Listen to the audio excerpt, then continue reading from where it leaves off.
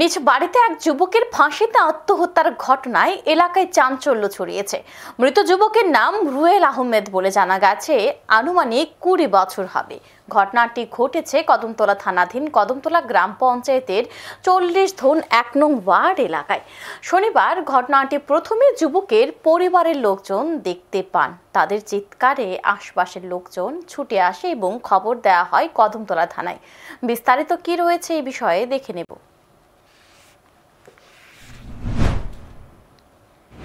কিরম মারা গেছে রাইতে তো বাইকে ঘরে ঢুকানি পরে তো ঘুমানি পরে তখন বেলা প্রায় 11টা হয়ে গেছে।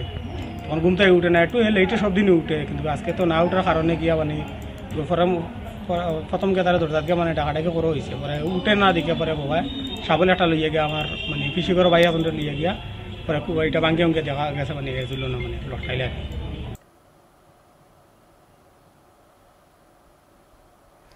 ঘটনায় এলাকায় চাঞ্চল্য বিরাজ করছে। এখন সময় বিরতি, ফিরছি বিরতির পর, সঙ্গে থাকুন।